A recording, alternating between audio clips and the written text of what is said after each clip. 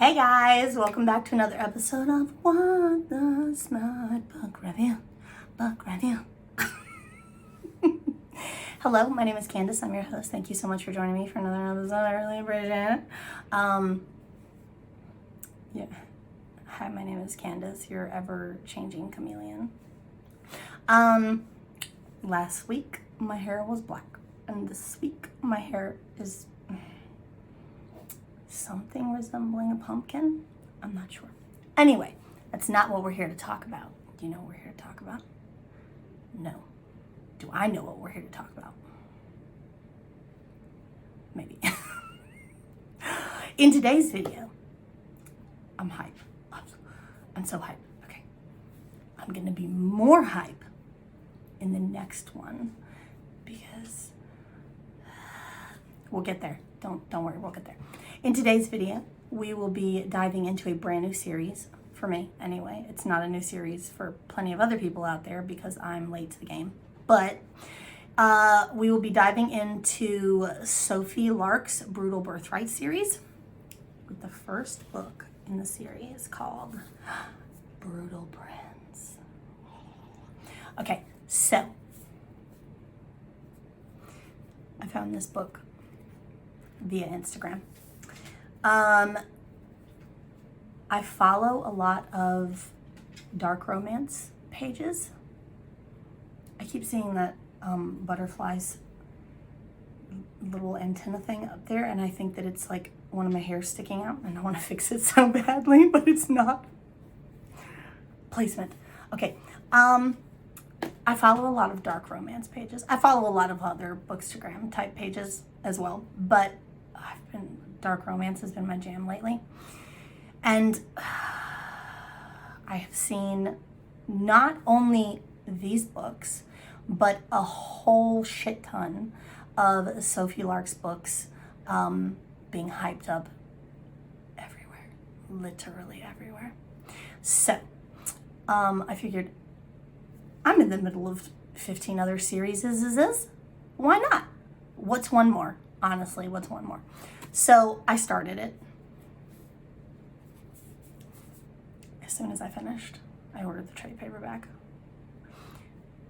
The second one, I immediately started. Before I was halfway done, I ordered the trade paperback. I don't know what will happen further on in the series. I may or may not tell you that I've already started book 3, but I can already tell. I don't care what happens. The Mikolaj from the second book is going to be my favorite. I can already tell. But it's neither here nor there because we're not talking about the second book. We're talking about the first book. Okay. So, Brutal Prince is the kickoff book. According to Amazon, you know how I feel about that. This book has 376 pages. The last few books that I have reviewed, I read on my Kindle, and so I could not dispute the number of pages Amazon told me it was. This one I physically have in front of me, so I'm about to go. We're about to go. Okay, so 358. You told me 376. Where are my 20 pages? It's 20, 18 odd pages, whatever it is. Where are my pages? You promised me 376 pages. This is why Amazon, this is why we have a love-hate relationship. Okay, so you can currently get this book for your Kindle for the price of $4.99. This book, and if I'm not mistaken, almost every book in this series, maybe even every book in this series, is currently free to read with Kindle Unlimited. Okay. Can we say binge? Yes, binge. Go. It is free. Do it. If you want this trade paperback that I'm holding, which is, again, printed with those like suede-y feeling covers, $14.99, which is a pretty decent and fair price for a trade paperback. because I have paid upwards of, I don't want to talk about it. So I will read you guys a blurb, and then we'll try and break it down because I'm going to try and keep this video. Let me set some arbitrary, ridiculous time frame. 40 minutes. Could I? Do you think I can? You want to take a bet on it? No, I don't want to bet. I don't want to bet on it because I know I'm going to lose. Okay, so I will read you guys the blurb, and then we'll break it down, and then we'll rate it. Okay. I'm so excited. I'm so excited. I have not been so hype about a series since Devil's Night. And you know how I feel about that. So, okay. This blurb is quite short. Wait, is it the same as on the book? Yes. Okay. So there's like a little in bold. It says he's no Prince Charming. Dot, dot, dot. He's not. Well, he kind of is, but he's not. But he's not. He's not. So don't. Okay. Callum Griffin is the heir to the Irish mafia. He's ruthless, arrogant, and he wants to kill me. We got off on the wrong foot when I set in like, the fuck is that thing called? Parentheses? Very small. Fire in his house. Our families believe a marriage pact is the only thing that will prevent all-out warfare. I think I might need to murder him while he sleeps. This would all be a lot easier if Callum wasn't so damn good looking. But I've got a lockbox around my heart, because even if I'm forced to marry him, I could never love a brutal prince. Okay, so, obviously, this is a contemporary mafia-style romance. Would I consider this dark romance? Well, it could have some triggering things in it. Book 2 has legit kidnapping. So book 2, I think I would say triggering, but this one, I don't, yeah, I don't know. I can't remember any like uber violent, there was no like beat up women type part, you know what I'm saying? So I don't know. It's a toss up. I'll let you decide. I have my date sheet. Don't look at all my misspellings. I literally jot these down so quickly that like sometimes I'll go back and I'll look at it and I'll go, what the fuck? What's that even say? What was I trying to write? That's spelled wrong. That's definitely spelled wrong. I do that. So it is what it is. So, this series, at least as far up into the series as I have gotten so far, takes place in Chicago. There are warring factions of mafia throughout the city. The main ones of note right now in this book are the Italians and the Irish. There is also Polish mafia that is kind of sprinkled in there, but that doesn't come really into play until towards the end of the book, and then into the second book big time. So the two main characters for this book are Ada Gallo and Callum Griffin. Callum is the heir apparent to the Irish mafia throne. Ada is the youngest child of the Italian mafia boss. She's kind of like a tomboy, very brash, very ballsy, take no prisoners, feisty. She's so feisty. So, as the blurb alludes to, this is 100% an enemies to lovers romance. This is 100% a arranged marriage type situation. So,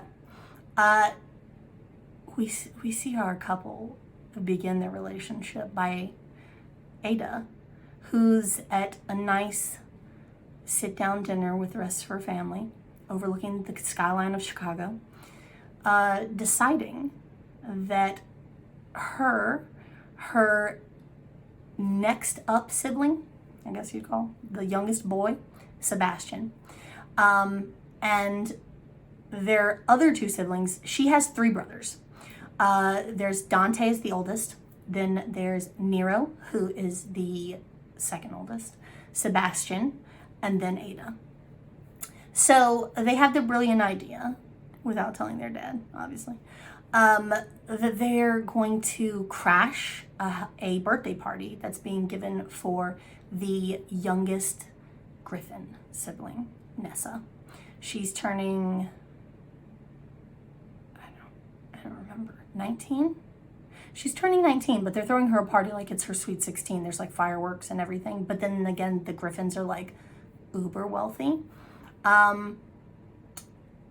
The Gallows have their hand in mainly construction. They do run a whole shit ton of like illegal rackets, gambling. I don't remember if they have prostitution. They could, it's possible, I can't remember. Arms dealing, that type of thing. But they also have a lot of legitimate enterprises, and they're getting like really big into the construction game. They have their foot in like every construction site in Chicago. Like they're really big. So they decide they're gonna crash this party. So they go. They sneak their way into the house. Well, let me rephrase. Ada sneaks her way into the house. She goes up to the library, and there's like a nice roaring fire in the fireplace, and she's snooping, which she shouldn't be doing. She's a bad girl.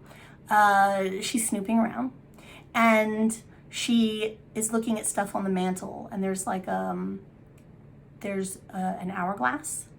There is a what is it called? It's like another kind of clock. It's like a, what is that thing that Cogsworth from Beauty and the Beast is? I forget what they're called. One of those. And then there's a pocket watch sitting up on the mantle. So she's looking at the pocket watch, and she's, and then she hears someone coming, and she freaks out, and she sticks the pocket watch in her pocket. And ducks down behind like one of the big poofy armchairs near the fire. She hides. She's very close to the fire though. In walks, very imposing, very, very muscly, hottie McHottie.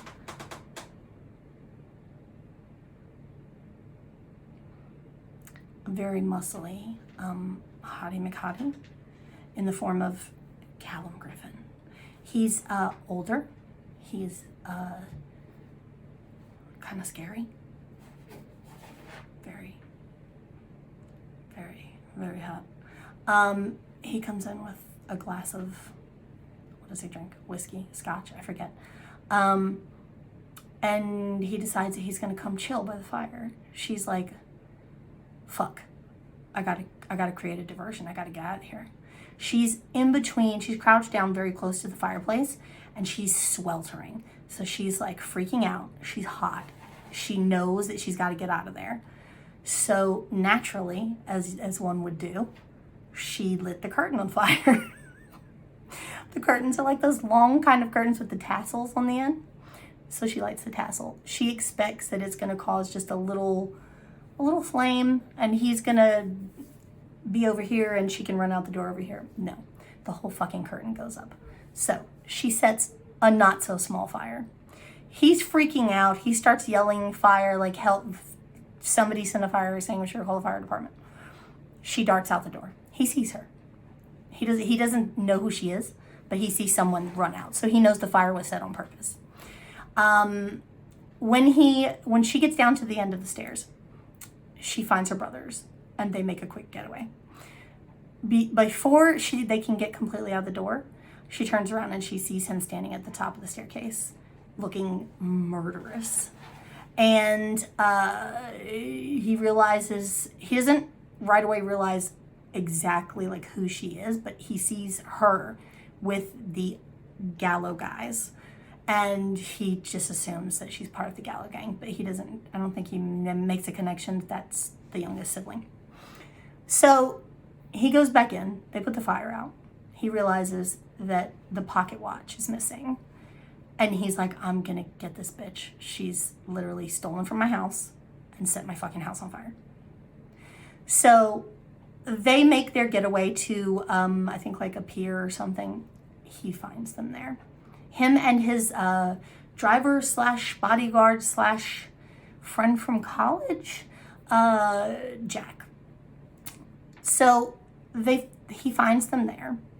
By this time, Dante and Nero have split off, and it's just Ada and Sebastian. Sebastian is in college. He's on a basketball scholarship. He wants to play in the NBA. He wants to legit play basketball.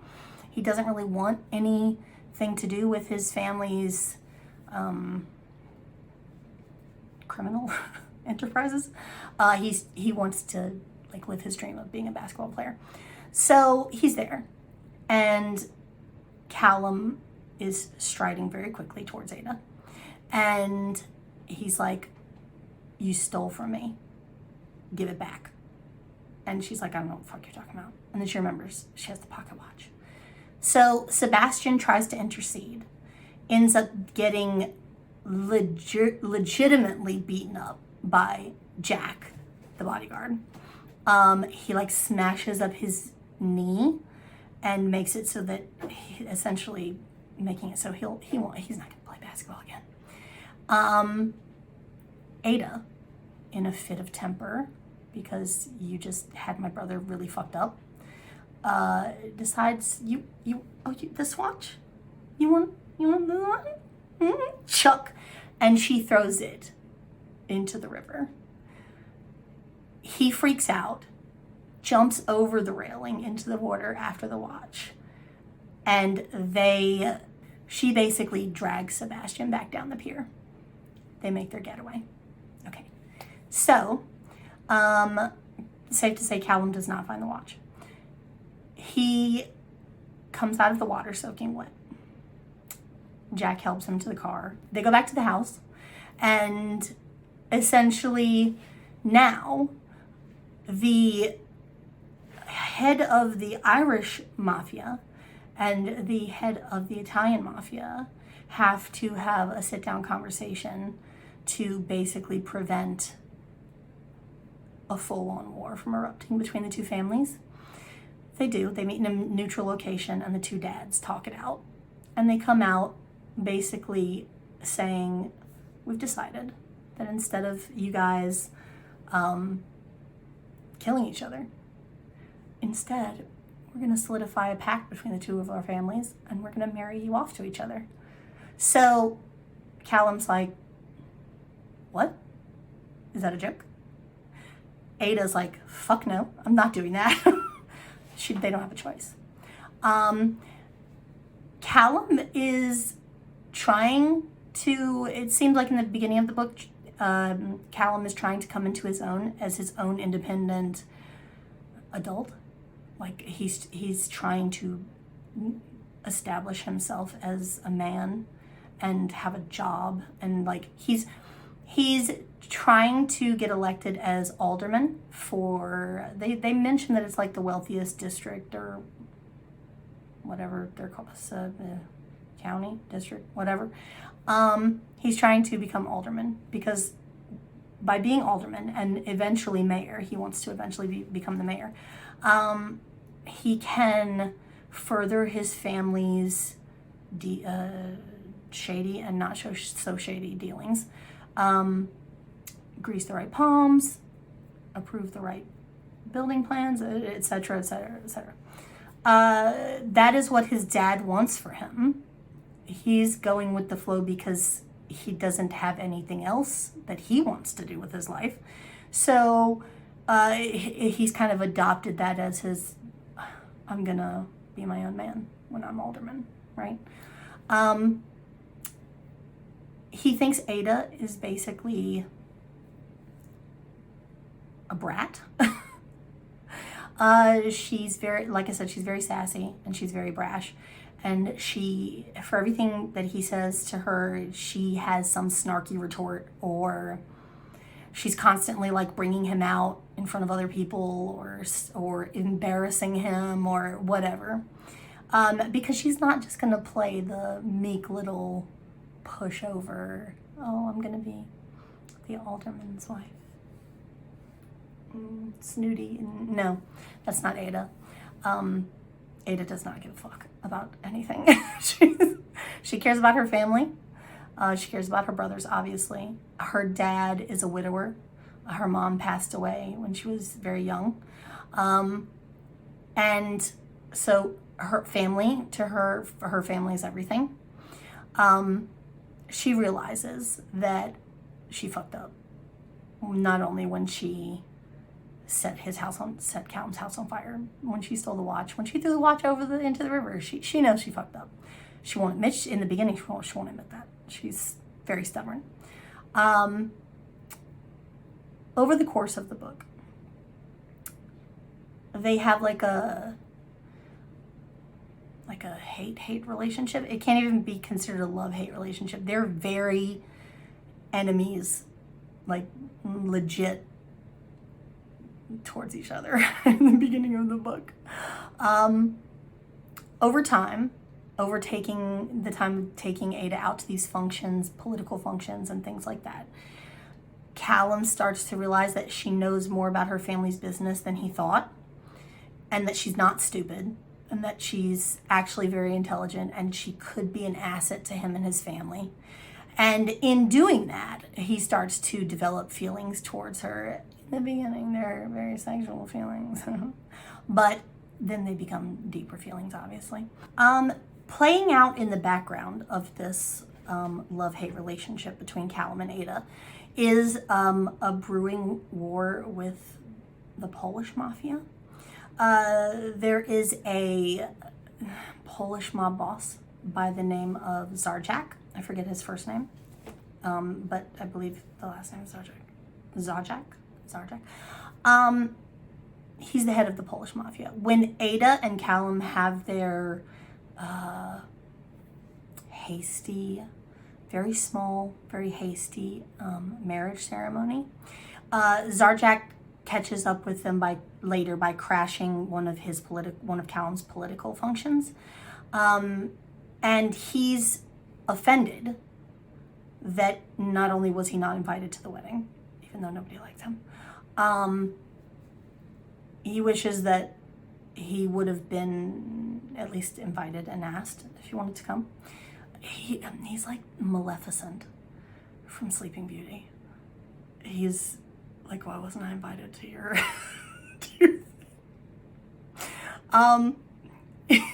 he also feels some kind of way about the fact that Ada was basically offered up to the Irish when the Italian mob boss knows that he has two sons.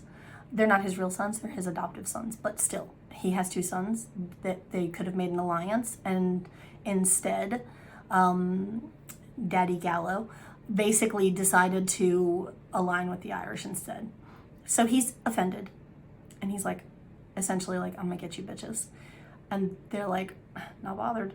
So he decides that he's going to send some of his men to partially burn down one of their construction sites and essentially destroy a whole bunch of really heavy machinery for that construction site. They get the call that that's happened. They go down there. While they're down there, there's a drive-by shooting, and they basically, nobody gets critically injured, but they know that it's coming from Zarzak. And so now he's basically incited a war between the Gallows, and the Griffins have to team up against the Polish mafia now. Another thing that's playing out in the background that it alludes to in the beginning that might become a problem is Ada's ex-boyfriend, Oliver. He is like from one of those well-to-do society families. I forget what his daddy does. It's like what's his daddy own? Like a finance company or something. But he's a typical spoiled, overindulged, daddy bought me out of jail so many times I've lost count type guy. He's also creepy. He's like a creepo, who very clearly doesn't understand the meaning of the word consent. So at that same function where Zarjak makes his offendedness known, Oliver basically corners Ada out on a balcony and is like, why did you marry him? You know that I love you. And he's just like basically cornering her into a dark area, very creepily like. Callum comes out and breaks it up, but he then finds her on like her college campus where she's taking classes later on in the book, and he corners her again. He like tries to force himself on her in terms of like kissing her, and she like pushes him off and yada yada. But you can see that Oliver is a problem from the beginning of the book. So after Zarjak partially destroys one of their construction sites, they decide to retaliate back towards him by robbing one of his casinos. I think at one point they also burned down one of his strip clubs or one of his dance clubs. So they just decide to, they're trying to find out where he is. Ada has the brilliant idea she happens to know who his mistress is, and she tells Callum, hey, listen, his mistress works at this strip club. I don't know her, but I know one of her friends. We can find out where she lives. We know Zarjak goes and visits her occasionally or whatever. We're going to try and track him down that way. So they split up. Dante and Nero go to basically rob one of his casinos, and Callum and Ada decide to hit up one of the strip clubs where his mistress works, or the friend of the mistress works. They go in. Ada chats with the waitress slash stripper, who is the mistress's friend, and the girl tells her, yeah, the girl lives over here. He visits her, from what I've heard, he visits her every Tuesday. Like, they do it under the guise of like gossip, like, oh, your friend, is it true your friend's dating that Polish gangster? Right? So they get this information. And then shortly after that, the waitress brings over another round of drinks. And they're like, well, until we go find him, there's really nothing we can do to flush him out. So let's just sit here and enjoy our drink and whatever. And by this time, she sees that Callum is like a little bit sloshed, and he's only had 2 drinks. She looks down and she sees her drink has like a film on top of it, and so she doesn't drink it. She looks over towards the bar and she sees the waitress is like looking at her really filthily, or like appearing to not look at her really filthily, but is actually, she doesn't drink it. She's like, oh, okay, something ain't right here. We got to get out of here. She tries to get Callum up. Callum is stumbling on himself. She manages to get him as far as like down a hallway towards the exit to get to the parking lot where their car is. They don't make it that far. They get boxed in by a bouncer, and then Callum just flat out passes out. Essentially, the drinks were drugged, and the only reason that she hasn't passed out is because she didn't drink hers. They don't know that, so she pretends to faint because she's like, obviously, I'm not going to try. I can't fight my way out of it. I'm just a puny girl with no weapons. And this bouncer is huge and hulking, so she pretends to get knocked out as well by the drugs and the drink. Callum wakes up, chained up in a warehouse, arms overhead, chained up, and Ada's nowhere to be found. He starts freaking out. I think this is one of the definitive moments where he realizes that he does have feelings for her, and he's like, where the fuck is my wife? He's getting ready to get worked over by the Polish, and there's a huge commotion outside or out in the hallway or whatever. They rush out there, the guards rush out there. In comes Ada, breaking her way into the room. Apparently they thought she was passed out. They didn't think she was a threat, so they just put her in an office. They didn't tie her up or anything. She got out of the office, obviously, caused a huge diversion, and is now trying to get Callum out, which she does. They get out of there, not without some scrapes and bruises, and Callum has been like shanked in the side and stuff, but they do make it out alive. Spoiler alert. Dante goes back later and offs Zardek. So talk about a war with the Polish. They make it out. Shortly after this, they kind of come to terms with each other, and they're like, you know, we're in a good place. This marriage could be something legit, right? They get back to the house, and things kind of settle down for a second.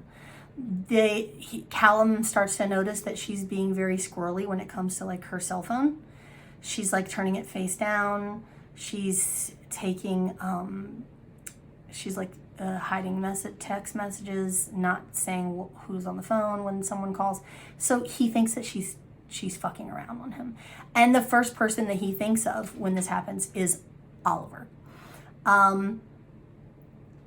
Jack, the bodyguard, relays to him that he saw her and Oliver kissing at the college campus. He doesn't say that Oliver basically forced himself on Ada. He just says that they kissed. He saw them kissing.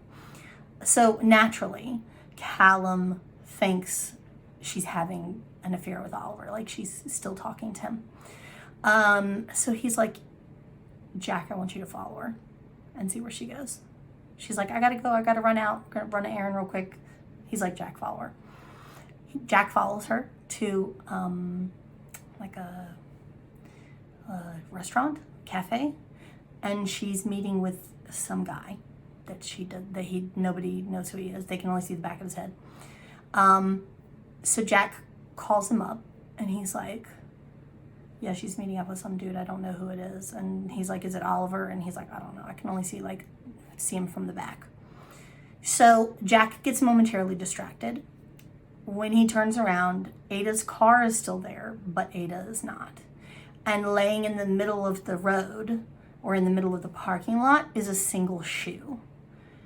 And so he's like, oh shit, could this be Ada's shoe? Like, where is Ada?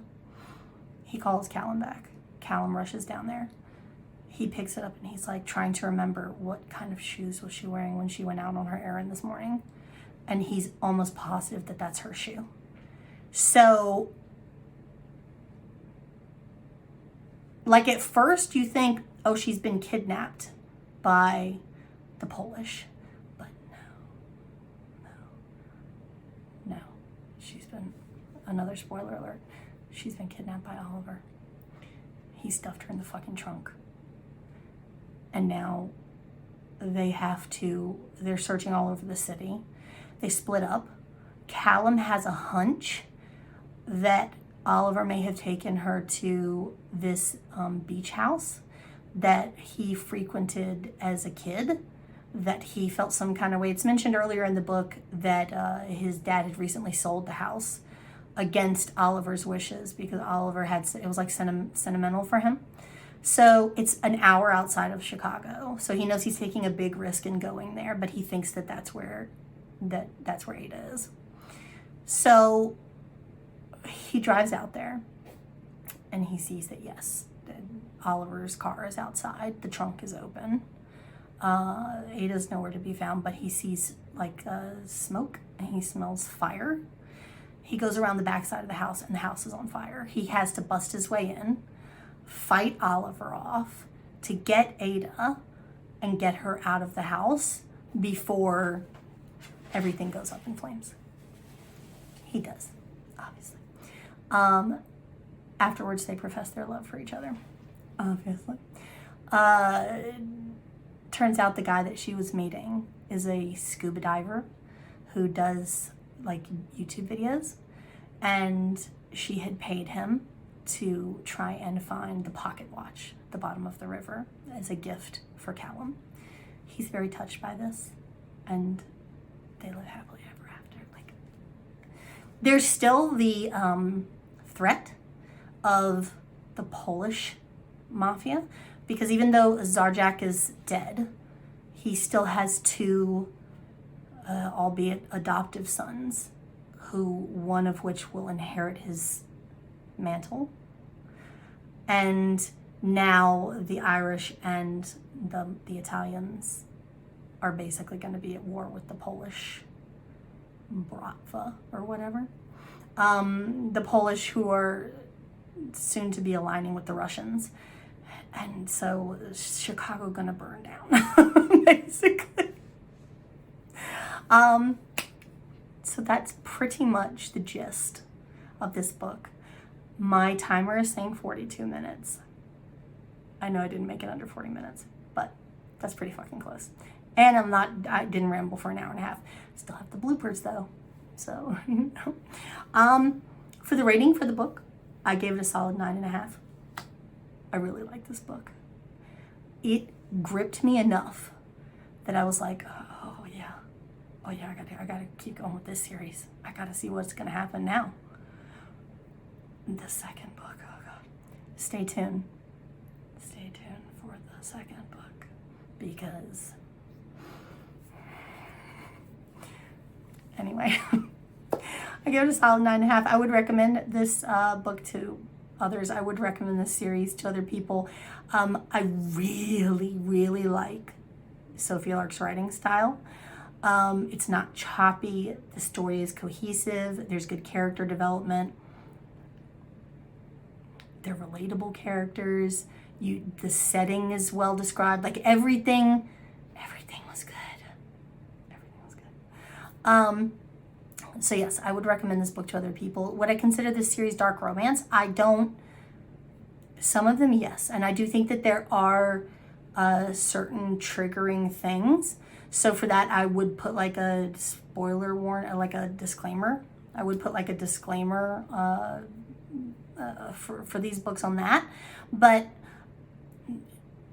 it's definitely not as crazy as some other stuff I've read, like in terms of dark romance. So if you enjoy mafia romance, if you enjoy enemies to lovers, there is also like an age gap element to this book. It's not stressed upon, but Ada is only 20 and Callum was like in his mid-30s. So there is a slight age gap thing going on as well. But mafia, enemies to lovers, age gap, possible dark romance, you had me at hello. Like, legit. I was in it. I was in it, y'all.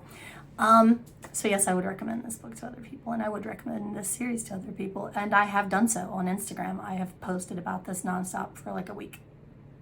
So,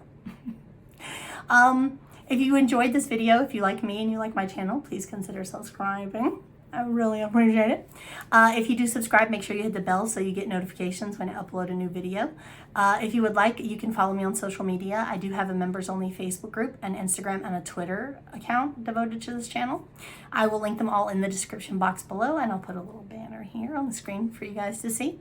And yeah, I think that's it. 45 minutes. Can you believe it? No. Okay. I really thank you guys so much for watching. I love you so much. And I'll see you in my next video.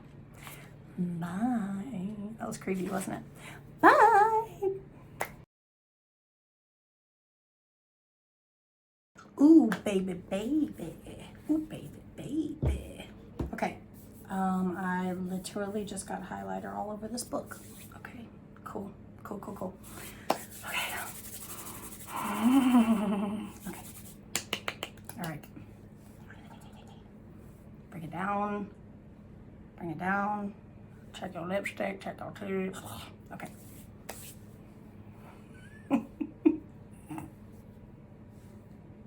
Anyway. All right.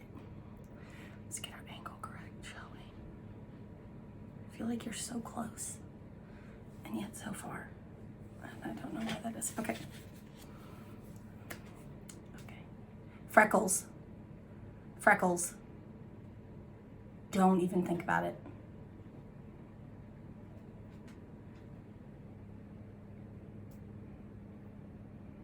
Oh my God, okay.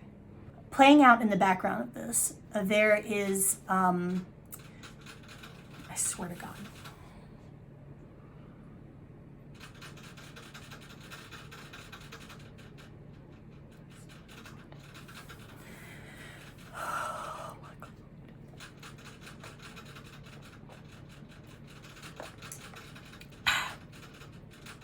Okay.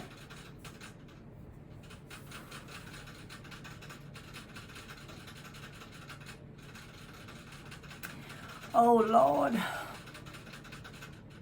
Holy shit balls. Holy shit balls, holy shit snacks. So satisfying.